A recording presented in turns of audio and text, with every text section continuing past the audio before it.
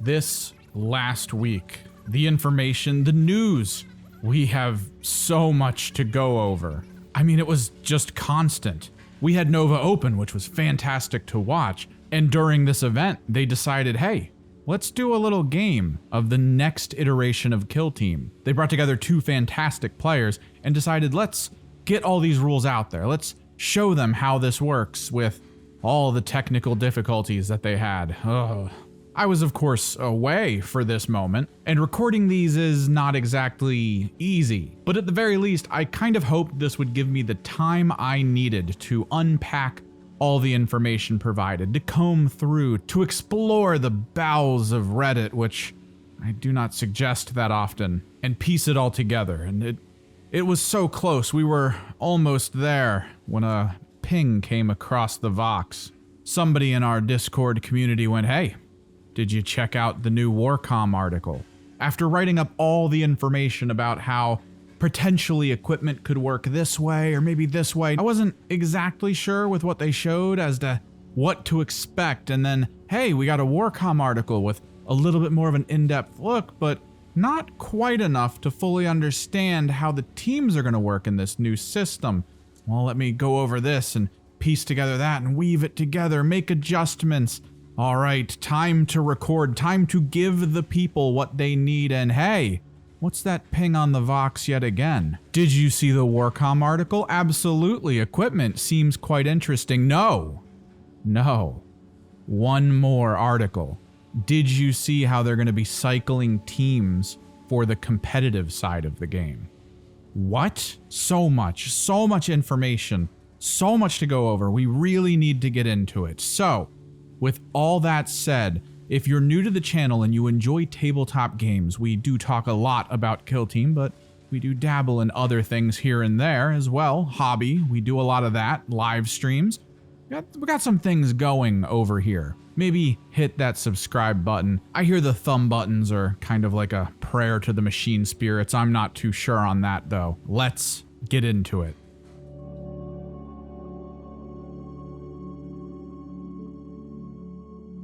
We'll start with the Nova Open. It was massive. Tons of incredible 40K games. I really wish I personally felt confident enough to get into that scene for 40K tournaments, but there's so much to learn having gotten back into the overall competitive system. But then an announcement was made and the stream was brought down. We would be live yet again with the preview game of the new rules for Kill Team between the two brand new teams. Both players had been coached thoroughly by Games Workshop representatives. They knew the rules of their teams inside and out as best they could and had people on hand just in case there were questions. There was hopefully going to be a system of back and forth banter allowing us, the viewers, to see, oh, that's a rule shift. Oh, that's a change. I did not know that that was going to be the adjustment there. That's incredible. So with the return of the Warhammer stream, we got our first look at the game. And having combed through it many times, having tried to piece together the words being said, the rules being enacted, the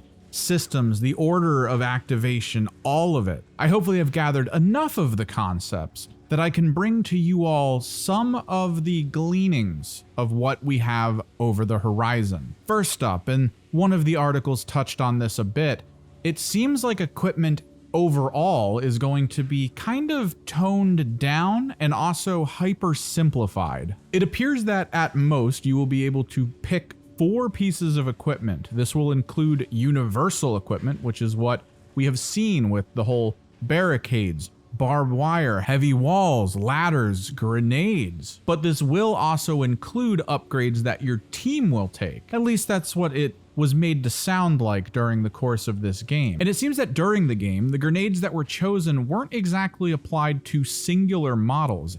It appeared that if you purchased it, anyone could have access to such a grenade at any point in time to a limited number. This will cause a bit of a shift in the tactical meta of Kill Team. Normally, I would like to put a pretty horrifying tossed weapon of some kind on a single unit to kind of force my opponent to either go, I don't want to go that way, or I should expend a ton of resources killing that before it gets to me. This was tactically kind of fun for me, the kind of Warp Coven all as planned concept. But this could also trap you within a play that maybe you don't want to make, but kind of have to, and you're going to lose the points you spent on the things you needed to take in. So freeing some of this tactical equipment up could provide a little bit more of a easier momentum to the game, knowing that you're not going to be completely screwed over if a unit dies. It feels like a bit of a lateral shift, but thinking on these 4 pieces of equipment, currently on average, teams will take about 5, maybe 6, and then of course you get 2 barricades. This will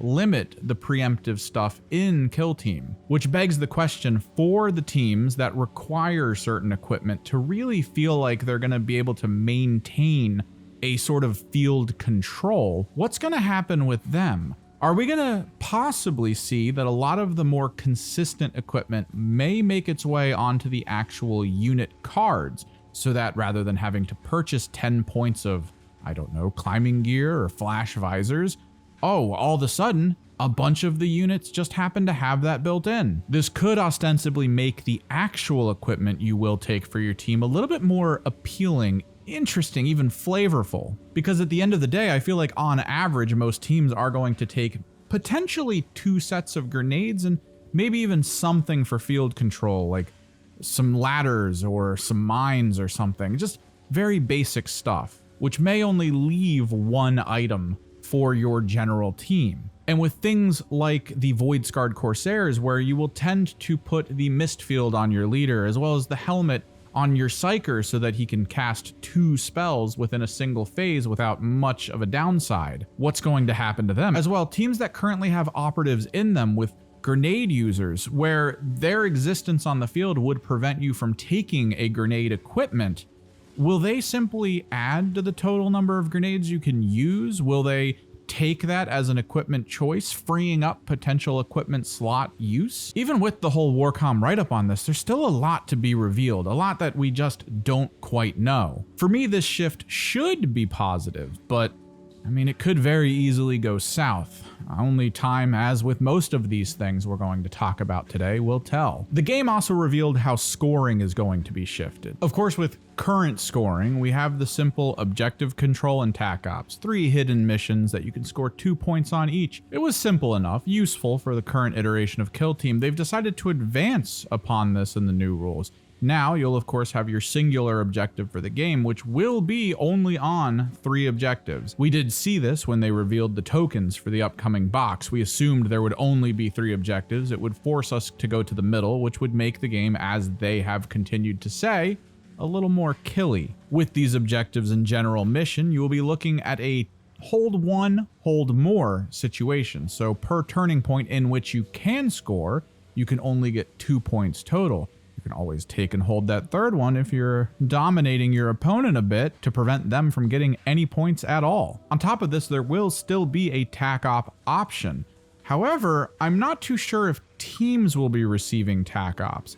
At least in the game we were shown, the TAC ops used felt a little bit more standard. Some basic get here, hold this, place beacon, just nothing too crazy, nothing a little too thematic. It all seems to be more refined to an exact small pool of potential TAC ops. At least that's what they showed, and this could work out because from the sound of it, that single TAC op can have 2 points scored on it per turning point where you can achieve this, and currently there are a lot of TAC ops that you cannot prevent and can only really get to 2 points anyway when it comes to team-specific ones. It will be interesting to see if teams do still get a special TAC op for themselves that maybe has a little bit more flavor with it. But when you consider competitive, there has to be a nature to it in which whatever you're playing needs to fall within the confines of something that everyone has access to. And in the current rule set of Kill Team, they have over time reduced the total amount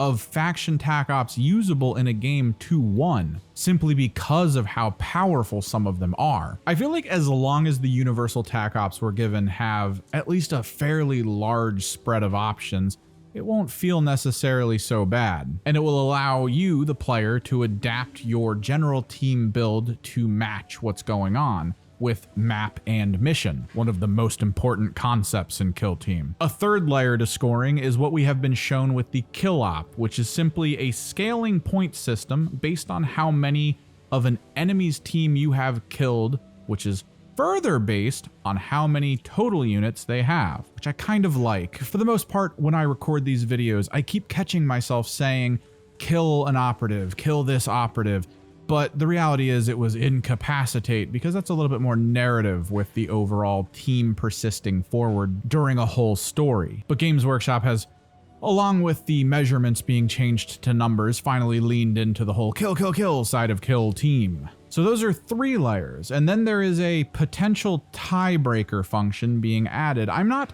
too sure on how useful this system will be, but I always love secret missions. It's why I've enjoyed TAC Ops as they are until now, but the new secret mission in Kill Team is just held for the whole game. It's not revealed the moment you do anything on it. It will be revealed at the end, and from the sound of it, you can get about 2, maybe 3 points total on it, so not massively swingy. There's no, haha, you didn't catch that I was sitting in the corner the whole game and just managed to score 20 points. It's just a slight nudge in a potential victory or possibly even a tying score. And when you consider the competitive meta, this is going to add a layer of attempting to feign to your opponent which secret mission you're doing, when in fact, there's a whole other one you're also trying to do. If your opponent for even a moment thinks, oh, I'm going to attempt to stop that scoring, and puts way too much effort into something that honestly won't even matter by the end of the game, the 3 points you earned because it just happened to be that the person in the middle of the field was the one they needed to care about,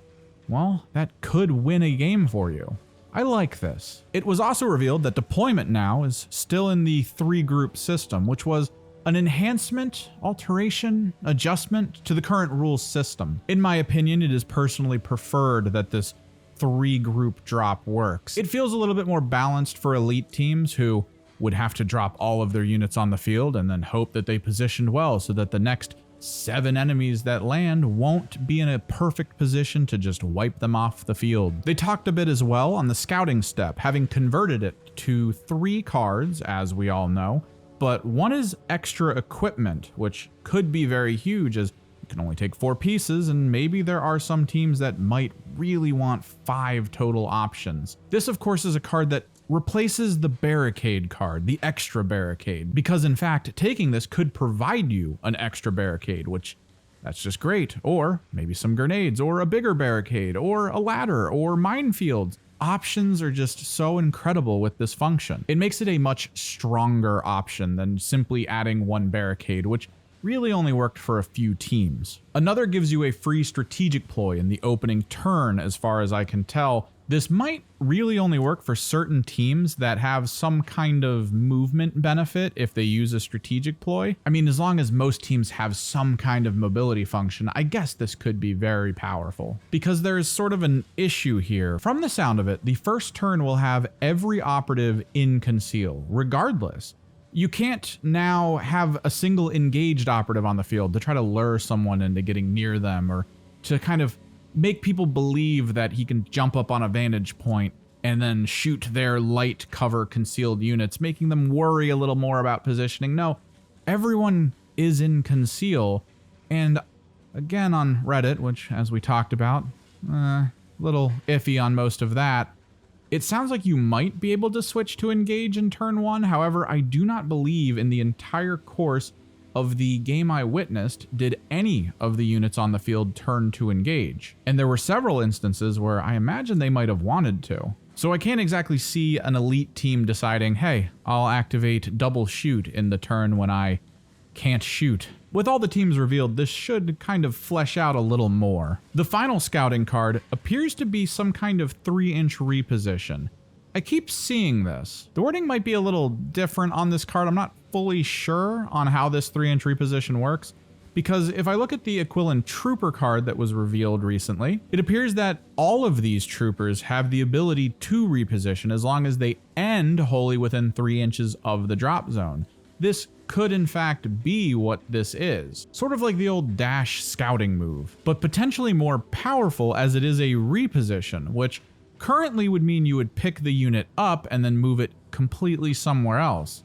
However, I haven't really heard the term dash in this game, and I'm starting to think that maybe reposition might be dash. And as we witnessed with these teams, it looks like fly is about what it always was. They never actually pushed it to the full nerf that I expected after seeing the Harlequins get hit by that wiffle bat. So we'll still have to contend with teams with this benefit in a way where it's going to horrify us as they just jump over walls like it's nothing, simply fire upon us, and then potentially reposition back behind the wall to be untouched for the rest of the turn. I'm certain Harlequin players are super happy with what they're going to be dealing with now. But who knows, maybe Fly will return with the new release of their cards. From the equipment during the match, smoke grenades were used pretty consistently, and it seems to be that there is a persistent effect that occurs with them. This is very good. I personally love abilities that last between turns and then last X amount of time, maybe into the next turn, or maybe until the unit activates. It's why I enjoyed seeing the Warp Coven change, as well as the Hyrotech Circle with their abilities that would just persist until either the unit using it dies or, well, they go again. So smoke grenades existing as an obscuring aura for an entire turn, as well as D3 activations total into the following turn. It's going to be so very useful. They've attempted to rebalance the initiative step as well. If you lose initiative and you are going to be going second, you gracefully get 2 command points, which, depending on how these commands shift and what happens to TAC and strategic ploys, we could see some pretty powerful second activation teams going forward. It also appears that they are trying to limit the depth, or at least excess, of terminology within movement in Kill Team, as Traverse is now gone. Every wall, everything you are going over, there will be a climb and drop number attached to it. It's 1 inch tall, as all barricades are. You will be going 1 inch, and then that 1 inch drop on the other side, guess what, equals 2, which is the current Traverse number. The main thing that Traverse was used for in current Kill Team was when there was a ladder nearby. You could apply Traverse to this specific object, and that would allow a unit to go up 3, maybe 4 inches worth of terrain and count it as 2 instead. But as far as I can tell, ladders in the newer rules of Kill Team, I think they said it was 1 inch, which is massively better. There have been several adjustments as well to vantage points, which a lot of things to do with line of sight and vantage in current Kill Team was considered gray rules to some. It was very much a master class you had to take before really getting into the competitive side of things to fully understand just what provided cover, why, what would augment this, what would adjust overall whether or not you could fire at a target. And as most of us know, if we want to expand our circle of players into a slightly more casual existence, needing a sort of boot camp to play the game is not a great concept. So with the simplification of Vantage, it appears that you will simply auto-retain hits. I'm not too sure if Conceal will be overridden on light terrain. At the very least, you'll just auto-retain potentially a single dice roll. And now, Vantage has also been provided a great benefit, that the actual floor, and to the sound of it, the terrain from below, should potentially provide you cover as the person on top. This will now allow your unit to not be quite such a sitting duck when on top of a building. And in the same vein of cover, Obscuring has had a massive, just beautiful overhaul. My friends that I have played Kill Team with have a few criticisms of some of the current systems in place. Obscuring is probably one of the biggest ones, since you have the non-reciprocal shooting, which was one of the more advanced plays you could make in the game. And this kind of thing would slow stuff down because, I mean, let's face it, we're here to roll dice.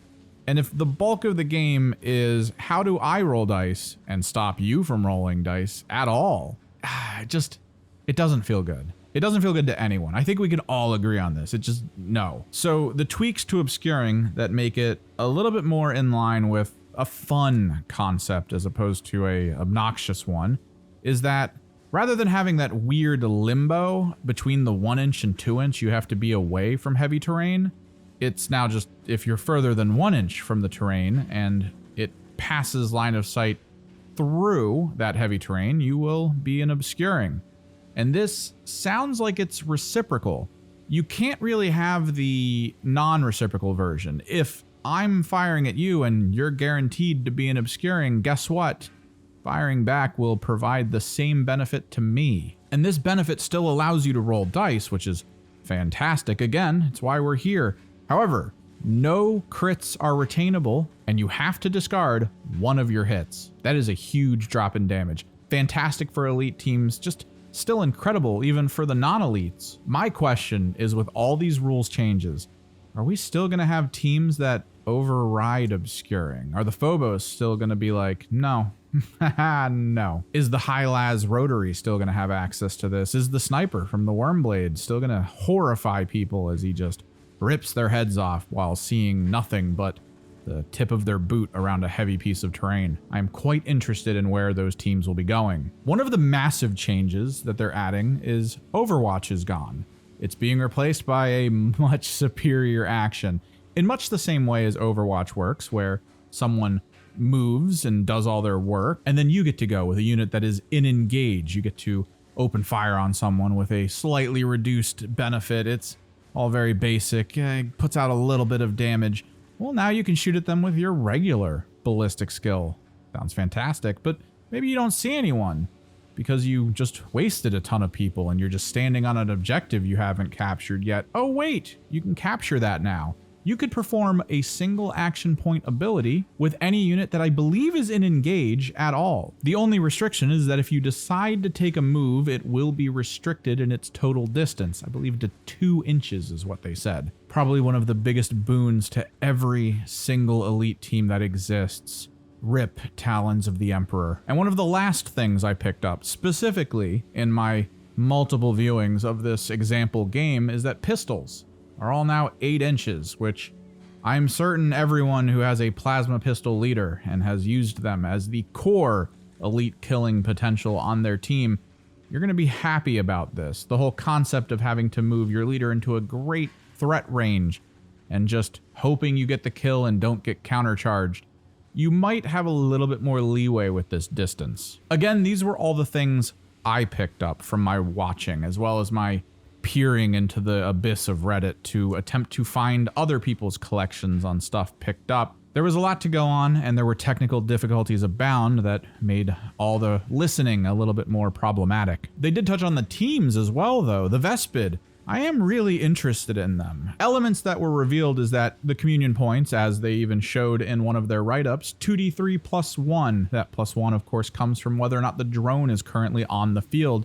And as we all knew, this was meant for doing things out of their norm. The Vespids want to attack the closest target. It seems like they may even be at a detriment in this. If a closest target is unshootable, they can't fire, it appears. This may be wrong, it could be closest visible, but I do remember someone talking about being unable to attack unless they spend a communion point to fire at someone farther out. But beyond attacking, as we have been revealed, this is also very useful for capturing objectives, picking things up, just doing other functions as well. Potentially free rerolls. From the game, it also appears that the leader gets to pick an overall buff. This might have been from equipment or just what he can do. This buff comes from, I believe they said, the strategic ploys. It's a way to kind of use it for free. It allowed the player to have a consistent set benefit for the team turn to turn without issue. They also have the ability to ignore a single normal damage dice based on a roll. Now, my memory is a little hazy on exactly how this worked. It sounded like you can roll as many dice as the opponent has hits on you, but as long as one of them achieves the roll, a single dice will be discarded, but you can't discard beyond that point. At first, this sounded like a pretty interesting little damage mitigation function for the Vespid, but then I started having a thought. In conversation, it seemed to consistently come up that Feel No Pain, even though I love it and many of the teams I use have it, it is one of the few obnoxious functions and mechanics in Kill Team that kind of slows the momentum of the overall game. So this might be an example of the change to general Feel No Pain. Potentially. I imagine they'll still keep Feel No Pain as it is around, and this will most likely end up being a Vespid only function, but this would greatly speed up the potential of an overall game while simultaneously allowing your opponent to kind of gauge potential damages a little bit better, because nothing has pissed off my friends more than rolling 20 damage on a fusion weapon into a lumbering Hulk and then seeing me put 2 wounds on him because, oh my god, that roll. And then, as the write-up said, and what we got to witness, the act of moving with a Vespid provides P1. This refers to piercing 1, which might have something to do with maybe the changes in terminologies we're going to be getting going forward. Now, if you've been playing the game up to this point, you know that P1 is AP1 only after a crit is rolled. It's a trigger effect, but from the sound of it, piercing 1 is basically AP1, which personally, yeah, it's a little bit better sounding, because talking to someone about AP1 items, if you're very new to the game, it makes it really feel like you're talking about something that provides an extra action point to a person. It's just a little overlap in terminology, so leaning into the P1 as what will be AP might be a bit better. The thing is, even the write-up explained that all you have to do is move or use fly, so one of my worries still exists. If I just spend an action point with a unit on a vantage point already and don't move them, but claim I did, do I get the P1? I believe I witnessed the Vespid player move slightly and claim it gives them P1, but nothing in the revealed rule in the Warcom information claims that you actually have to personally move at all. All you have to do is use a move action, it would seem. Something to think about. On the Tempestus side, the Aquilons, there was a lot of cool function there. We already know you're supposed to be splitting that team into 3 groups, just as any other team. However, 2 of those groups won't be on the field. They will be represented by singular tokens that you will place in your deployment zone. These tokens at the top of the game will be moved 4 inches, kind of like a scout move. It happens before anything else, and then they will be sitting there. You'll have 2 in turn 1 and only 1 in turn 2, so you'll have to pick which one's going to vanish before then moving it slightly again. Units can of course appear around a certain distance of this token, but the real interest to this team is kind of how that works. Normally what you get in this deep strike system currently with things like the Hyrotech or the Wormblade is that the units will have to be placed in turn 1. They will be limited to a distance, quite similar to this, but that's it. They have to appear on the field. However, with the Aquilons, they get this really impressive advantage because there's something in Kill Team that I personally enjoy doing. It's fishing. I like to fish for opponent moves before I activate the units I actually want to use. And the Aquilons can do this with off-field units. I can simply pick an off-field trooper and go, that guy's activating. He does nothing. Take your maneuver. My on-field operatives can wait and they can see. My off-field operatives with better weapons or maybe options of certain grenades can hang out and bide their time, simply waiting for something to occur. From the sound of it, turn 1, you could probably only have 4 units on the field the entire time and not even activate them until your opponent has completely gone. I love this for the Aquilons. They sound like a fantastic team with a ton of nuance in the early game. Personally, I do still plan on picking up the Hivestorm box myself. That way I can get my hands on some of the physical accompaniment to the launch of the new rules system. All of this out in the open. It was great. The Nova reveals. There's still a lot of questions. Of course, this is GW. They're not the best at trying to reveal their full hand, but maybe that's part of their overall plan on what they want to do, which sometimes backfires. One of the later articles that was put out in the week specifically talked about how they were going to go forward with the competitive scene. Now, there's a lot. There's a lot here. There's a lot to think about. There was a lot that was left out. There is a lot that I don't think we fully know or understand. I've seen people in my local Discords talk about how, oh, well, maybe the teams will come back. Games Workshop has said that most of the tournaments that they specifically run will all happen under the terminology of classified. This is kind of like how card games have worked up until now, especially the big ones, Magic and all that. There are certain blocks for one of their main competitive systems they put out there. These blocks tend to only consist of certain releases that have come out, and new ones will always push out some of the older ones. It's kind of a consistent cycle. It's what keeps those companies making money, and it seems to have seeped a little bit into Kill Team. Based on this graph, you can see beside me many of the teams we have all grown into over the course of the relaunch of Kill Team into the second version that exists now. They will all be gone in about a year after the launch of the new rule set. But gone in air quotes? I don't think anyone's too sure on how this is going to work. From the sound of it, Games Workshop will still be balancing them. They will still exist in something considered to be a declassified existence. This will allow you to go to clubs and play your declassified teams or smaller local tournaments. And if the organizer says, yeah, declassified, go for it, then yeah, bring out your Death Corps, bring out your Novitiates, it's all perfectly fine. But if you're ever planning on hitting the main stage, the top of everything, in front of everyone, the invitationals, all that stuff, it sounds like you're going to have to try to at least have one team that's on the current docket before it gets pulled off. Things I have heard from the confusion of others, and a confusion that I too carry.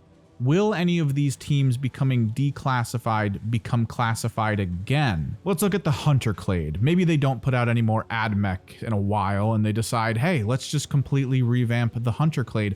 I mean, after all, the units in that team are just bought from the 40K game itself. One of the major elements to them pulling these teams is that the boxes for them are going to be pulled. This is kind of a key element to all of this. But how are you going to pull the boxes for Warp Coven when in fact that is one box of Sorcerers, one box of Zangors, and one box of Rubrics? If they pull those, the Thousand Suns in 40K are going to be missing a lot of models. I can't imagine they're going to stop selling just general legionaries, and with a little conversion, yeah, you can have a Butcher, you can have a Shreve Talon, it's all perfectly fine. I've heard that the Pathfinders as well seem to have the upgrade sprues built into their actual boxes. And as I've even seen on a store shelf, the Inquisitorial Agent Kill Team is now just the Inquisitorial Agent box for the release of the Imperial Agent Codex. You can buy that Kill Team in a box that doesn't even say the words Kill Team on it, as far as I can tell. So I'm not too sure why they said these are being cycled because boxes are being cycled out. That doesn't seem exactly okay. I mean, the Wormblade are simply neophytes and some of the assassins, which according to my GSC Codex, should probably stick around for more than a year. So the cycling of boxes probably isn't completely true. It might lean more into the concept of balance, which Kill Team is, I can only imagine, atrocious to balance. On this graph alone, even without the compendium and as well Justian, and we're not even sure what happened to the intercessors, there are 33 teams. That can be wild. 33 of anything in any competitive situation is fairly difficult to balance. I can only imagine how this happens on the tabletop level. Most likely everyone has things that are massively imbalanced, and we just hope that you use them wisely enough. But on the minute scale of Kill Team, having a single model with one more wound than it really should have could mean that that team has a 90% win rate. It gets a little crazy at this scale. But a criticism I have heard from this, which I do kind of agree with, specifically with people I've talked about who have started playing tabletop games explicitly because of Kill Team, it's not really great for people who pick one and that's it. These are people who don't necessarily have the money to consistently be chucking $60, $70, $80 at the brand new team, let alone the time it'll take to get them, build them, paint them, make them look up to par with what they would expect to see in a tournament setting. I put a lot of effort into my Void Dancer troop, my Phobos, my Gellerpox, my Wormblade, my Corsairs, my Warp Coven, my Legionaries. I did this really fun effect with my friend's Pathfinders. He spent a lot of time painting his Novitiates. I have the Death Corps, the Commandos. I did so many incredible things with these models, and I can only play them in local club settings, which I get. It's great that they'll still be around. It's great that it sounds like they'll still be attempted to be balanced, but there's an issue there. Most of the time when I'm in a club setting, I might be attempting to plan and prepare for an eventual competitive setting, which why would I play a team that doesn't really help that? I guess this would be more for the casual players who don't really care, and I do really hope that this is fine for you. I hope you look at it and go, yeah, unaffected, and it's great. It would be fantastic for you all going forward. And I do hope Games Workshop keeps up with maintaining at least some level of pseudo balanced for the teams that aren't, I guess, razor's edge balanced for tournament play. But when you consider someone new getting into it and going, hey, which team should I play?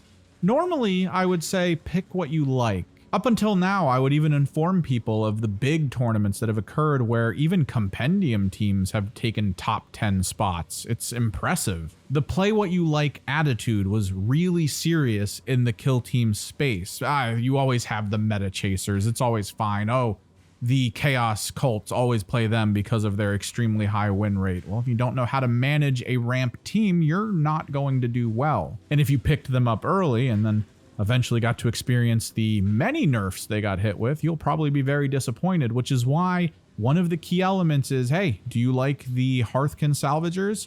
They're a little rough, but if you really like them, you might be able to do great things with them. Now, if somebody asks, the first question I would have is, do you plan on playing 40K? Because there's a little thing at the bottom of the write-up that normally this wouldn't get to me. It wouldn't make me a little bit peeved. Let me show you. Of course, many of these units will live on in the Warhammer 40K range. So again, I have all those teams, the Commandos, the Void Scarred, I have the Phobos. I don't want to build armies for any of those. I really don't. They're just going to sit and collect dust for the most part on my shelf. Maybe I could use them as stand-ins for the PvE side of the co-op kill team. But the reality is I just spent weeks of time making these teams look tournament ready so we could have the nerd flex off conversations of, oh yeah, you seem to have painted your models well, but check these out. And now it feels like there's a time limit on that. And it's quite a tight time limit when compared to the rest of this side of the tabletop universe. It's actually slower, technically, than some card games, depending on which competitive scenes you play in those. But there are people in our Discord community right now who have spent months preparing their teams before even thinking of playing them. They have 3 other teams in the wings that are going to be put together and painted that they can't wait to add to their menagerie. And now they get to look at those and go, if I can't finish that soon, I'm not going to have enough time with them. It's an awkward concept, an awkward statement to simply apply to a person that maybe only plays kill team and realizes they don't have the time, space, or even local community to play the larger scale 40K game that, hey, I get that you put those commandos together, get the rest of the orcs together because those are going away, and then go play in the larger tabletop sense. It just feels a little off. Now, I need to reiterate with this, they did not do a good job with this article. I'm still not fully sure on how they're going to manage this going forward. I can see open systems in place here that would allow some of these one-year teams to return 4 years down the road. A revamping of how the Legionaries work overall could see them come back into the fold for the competitive scene. Some of these teams that have very little extra representation in the overall game as well. The AdMech, the only team they have being the Hunter Clade. The Adeptus Sororitas only really having the Novitiates. The Kroot Farstalker Kinband eventually. It just seems like too much of a waste to throw all of these away and then never have them return. With the current system of new teams in Kill Team being a representation of new models being applied to the larger scale 40K game, I don't really see how they could have hyper unique squads with tons of different types of units that really stand too much out from each other to be considered in the larger scale game as a potential team to be used. Cycling completely out teams that, as we've even stated, they're not actually going away in the box format. It feels off. And of course, everyone, hats off in respect for the lack of Hive Fleet being at all in this list. Ladies and gentlemen, the Tyranid dream is dead. Personally, I still plan on moving forward with Kill Team. I can't say that I've done enough in the hyper-competitive scene to really worry too much about this. I do hope to eventually get into it, but by then, maybe some of the teams I would have preferred to have played will have cycled out. I'm not quite sure on that. At the very least, I feel like I need to speed up process on becoming suddenly really good with the Wormblade before they go away. Maybe we'll get another Warcom article, because I can't imagine Games Workshop hasn't heard the general non-understanding of the greater community as to any of this, and we'll get some solid clarification. Until then, though, we will simply have to wait and keep our eyes peeled. And with all that said, and what is a bit longer of a video than I usually put out, thanks for listening, thanks for watching. What do you think about what's going to change, as well as the competitive side of things? Was there anything I really missed from the overall example game that you really caught on to and thought maybe it was a bit bigger than people were believing it to be? Does this classified, declassified thing have you a little bit worried, or maybe are you expecting the kill team community to take hold of this and go, well, all of our tournaments are declassified, welcome, we don't care, and then it doesn't really matter at that point? Drop comments below. I'm pretty sure we're going to have some civil conversation down there. And don't forget, if you'd like to continue this conversation, maybe post up some of your projects, regale us with tales of your victory, or lament about your losses. We do have a Discord linked below for the community. We'd love to have you. And as always, likes for the like god and subscribes for the subscribe throne. I am Kimmerix, and I'll see you in the next one. What? A new Warcom article?